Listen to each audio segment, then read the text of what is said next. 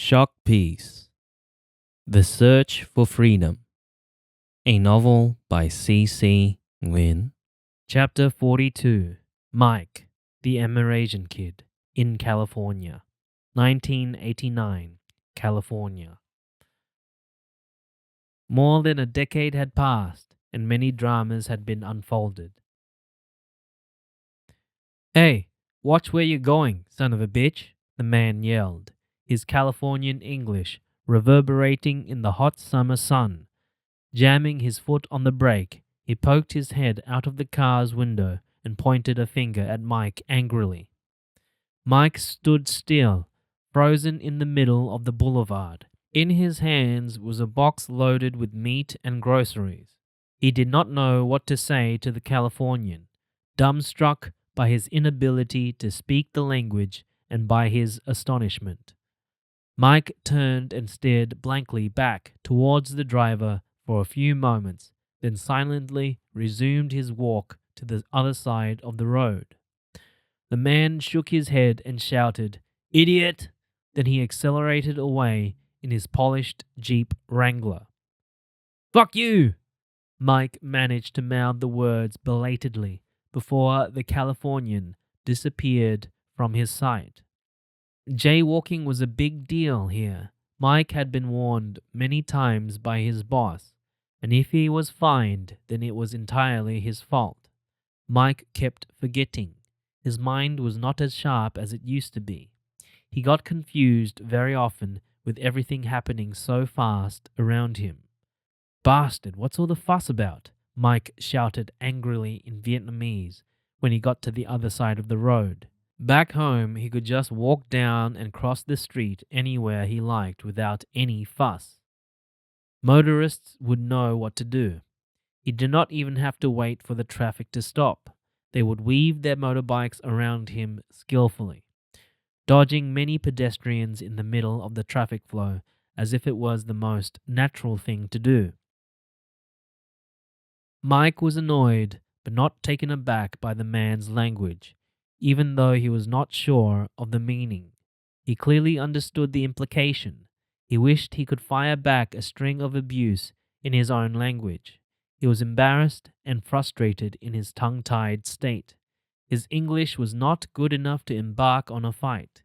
Ironically, the unfriendly tone had been familiar throughout his life, back home in Vietnam and right here in Santa Ana, where he was supposed to feel welcome and accepted. It made Mike ponder about his existence here.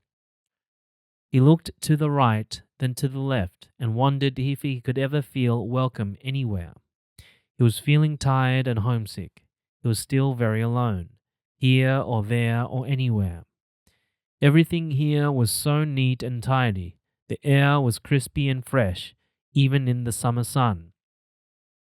The pavements were clean and evenly paved. He did not have to watch his steps in case he walked right into a puddle or even fell head down into an open drainage hole in the middle of nowhere.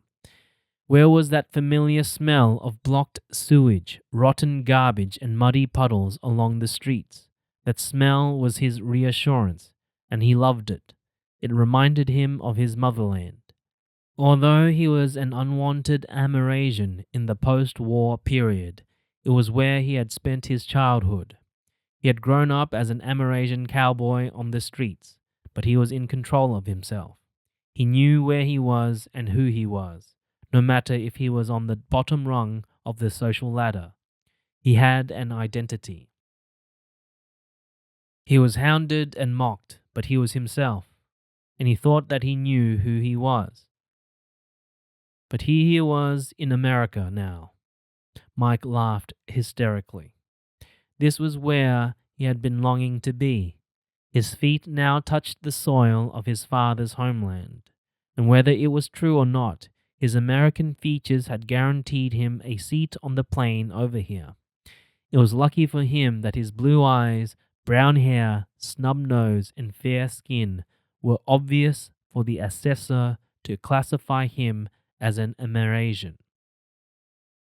Mike chuckled at the thought that if his unknown father had been Mexican American or Hawaiian American, then his chance of migration was doomed. The racial features would be indistinctive and could have blended in with his mother's Vietnamese blood. It was nearly impossible for those poor souls to prove themselves unwanted Amerasians to the U.S. ambassador, except by the fact of being street kids all their life. For his entire childhood and adulthood, or for almost a quarter of a century, Mike was an outcast living on the brink of society in Saigon, waiting to be rescued, to be accepted as a normal citizen. His dream was now realized, thanks to Father Joseph, a Vietnamese Catholic priest who had come scouring the streets of Saigon, looking for boys and girls and young women and men like him. Miraculously, after years of being neglected, Amerasians in Vietnam were under the spotlight after a few American tourists recognized the remarkable features of a high number of street kids in Saigon who were vendors selling cigarettes, chewing gums, and lottery tickets. In 1982, the Amerasian Immigration Act offered top priority to children of American fathers, not only in Vietnam, but also in Korea, Laos, Cambodia, and Thailand, to migrate to America. However, this important legislation granted immigration privileges only to the Amerasians, leaving a large flaw in the process by not allowing mothers and half-siblings to immigrate. They expected the Amerasians to dump their family ties, and because of that, not many Amerasians benefited from this legislation.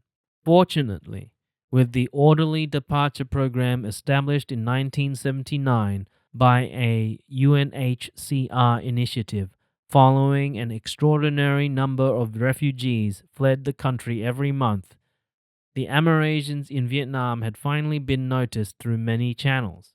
Many had been settled in America by this program as refugees rather than through the Amerasian Immigration Act in latter years.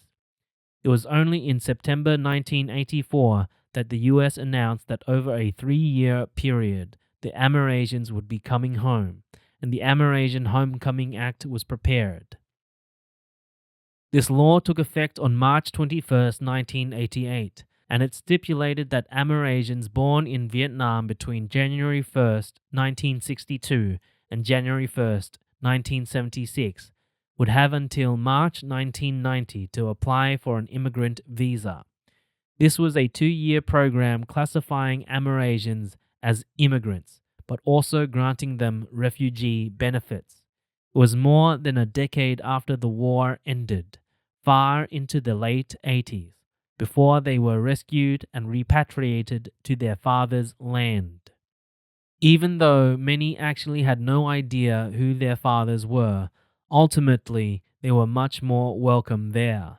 A belated welcome seemed inappropriate then, when most had already suffered cruelty and discrimination through their growing years. Migrating to the U.S. in their early adulthood was another real test for those poor souls whose education was inadequate and whose psyche was damaged. Here he was in America. Mike exhaled heavily. He had been rescued from his ordeal, and his wish had been granted in migrating to California. Instead of feeling jubilation, Mike felt uneasy. It was a strange feeling. Mike had never felt this alienated before. His life had been poor, growing up in poverty, where meals were meager and undernourished, being treated badly and trodden on more often than he could remember. Mike always tried to overcome his endurance. He had always wanted to belong, even though he was sneered at by almost everyone who managed to force inferior status on him by his being born an Amerasian. Mike thrived and determined always to move forward. There had never been a day that Mike wanted to give up fighting for his ground and his needs. He always woke up with a goal to achieve for that day and objectives to look into during the week. Those things kept him going. He had never felt dull. Poor and penniless as he was, life always had an upbeat rhythm, and he had his street friends. Now, after having arrived in this promised land, after many years of waiting, he felt depleted, like a hot air balloon that had risen to the maximum height and now descended quickly for a crash landing. What was wrong with him? Strangely, Mike almost forgot what it was that made him long to be in America. It was a dream that seemed to grow bigger and bigger as he was getting older. Ah, the things he wished to have. It must be those, when food and shelter was the main focus in life, when he longed for a proper meal and a decent place to live. However, it was far too late now. Those things were not as important to him as he thought they would be. He had got by and survived the toughest years during the post-war periods, in the years after a shock peace. He had been broken and mended. He had been wounded and he had nursed himself back to life. The scars were there, deep and ugly, reminding him of his ordeals. But he was alive, nevertheless. If he had been rescued in 1978, Mike would have felt much happier. That was the worst time in his life, when Mike began to understand life as a growing teenager, when he was vulnerable and unsure of everything. Mike remembered the bowl of cold rice with watery tea that was his savory meal at Dirt in that year. The year of the horse that was. It pained him the most, as Dirt is to celebrate Lunar New Year when traditionally everyone is supposed to have what he wishes for. He was an 11-year-old boy who was lonely and missed his mother terribly at the time when family gatherings and festive activities are the tradition for the first 10 days of Dirt. He had curled up in a corner of his nanny's kitchen, lying on his only possession, a thin palm mat with an intricate and homely pattern that was very dear to him. The only connection Mike had with his mother. She had left him in a hurry, or she had left him with no other choice. On the other hand, she might probably be dead on the way back, looking for him during those chaotic days. Mike never had a chance to know. Mike wished he had known her choices, whether she was forced to leave him in a time of crisis or whether he was of no importance to her. Mike desperately wanted an answer on that New Year's Eve. Other kids might have wished for better things, but Mike only wanted to seek his mother's love and approval, even if he was abandoned in the end. That was when Mike would have appreciated his father's homeland. Now it was too late, a lifetime too late. Mike was a 22-year-old man in a new country without a real purpose in life. Now, when he had enough food to eat and a place to stay, Mike felt restless. In this land of bountiful richness and opportunities, Mike was still very much a beggar. He still needed love and affection. He was still a lonely person, and his role had not changed that much. He had no formal education and no skills, and he had lived on the streets far too long to appreciate any differences in living conditions anymore. 14 years had gone by since he had been abandoned by his mother and ignored by his father. Those important years of growing up had marked a strong impact on his soul. When he had to learn to detach himself from any emotional attachment, and when he was so afraid of being hurt again. Still, he did not know who his father was, but Mike did not regret that fact. It was already a scar that had no further potential effect on his toughened body and soul. Who cared that he was here now?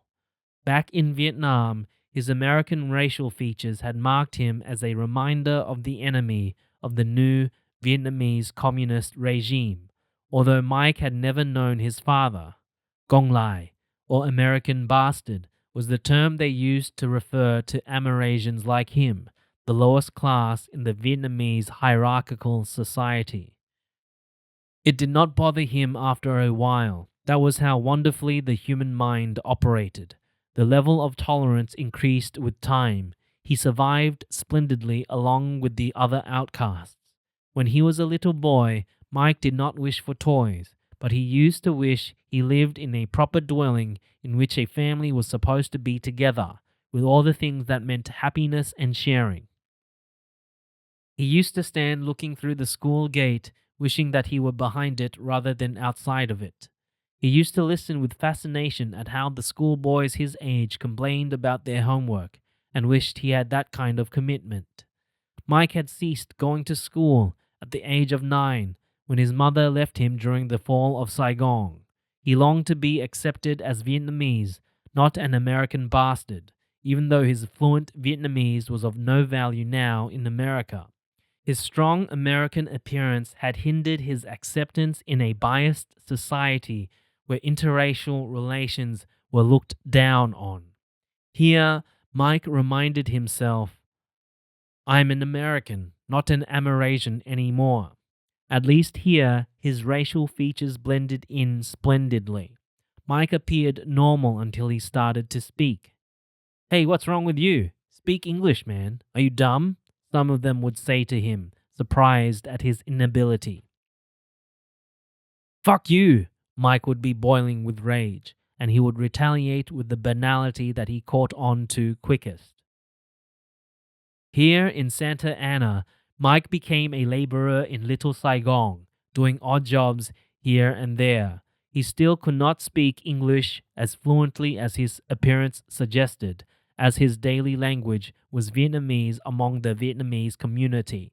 They often referred to him as Thang My Lai, which is Amerasian in Vietnamese, instead of his name, a habit that was hard to eradicate. It seemed that Mike never had a chance to escape his fate.